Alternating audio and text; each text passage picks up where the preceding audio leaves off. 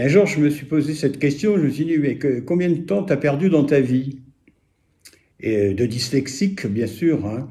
Et en réfléchissant, je me suis dit, mais t'en as perdu pas mal. Alors j'ai commencé à en perdre, notamment à l'école, puisque je ne parvenais pas à suivre, hein. J'étais dans les cancres, je n'ai pas pu aller au collège, etc. À l'école, je réussissais qu'une chose, à peu près, à l'école primaire, c'est les rédactions. J'avais plus d'imagination, j'avais une bonne imagination, quoi. Souvent plus que les autres. Mais bon, avec les fautes d'orthographe, tout ça, j'avais zéro, quoi. Donc je passais pour nul. Et comme je n'ai pas pu faire d'études, après, j'étais encore dans les nuls. D'ailleurs, j'ai fréquenté tout ce qu'on appelait à l'époque les ratés. Et j'ai été comme ça pendant des années. J'avais des idées, tout ça, mais je pensais que c'était comme pour tout le monde, quoi. Et je me rendais pas compte que j'avais une créativité pas mal développée, du fait qu'en dyslexie, tu cherches toujours des solutions pour planquer ta connerie. Donc voilà. Et je me rendais... Enfin bref, je ne savais pas que j'étais créatif. Et il a fallu arriver à 30 ans seulement, donc ça fait, hein, vous voyez, j'ai perdu 30 ans parce que je n'avais pas confiance en moi, je m'avais tellement dit merci les parents de me dire que j'étais idiot, merci l'école de me dire que j'étais idiot, merci quand j'ai passé les tests pour entrer dans l'entreprise, évidemment je réussissais pas donc j'étais encore idiot. Donc voilà, j'ai toujours été un imbécile pendant 30 ans.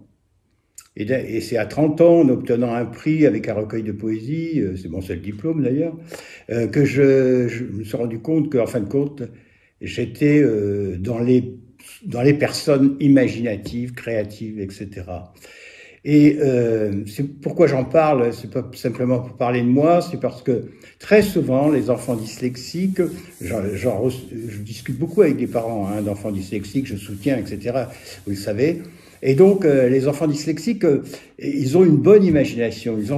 Ils s'ennuient tellement à l'école qu'ils sont obligés de s'évader, d'imaginer, de se raconter des histoires pour passer les heures, parce que c'est long. Hein. Et ils ont une bonne imagination.